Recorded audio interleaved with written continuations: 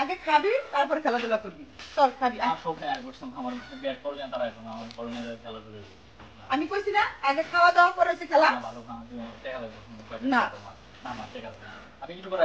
তুই যদি ভাত না খাস আমি 1 টাকা দিব না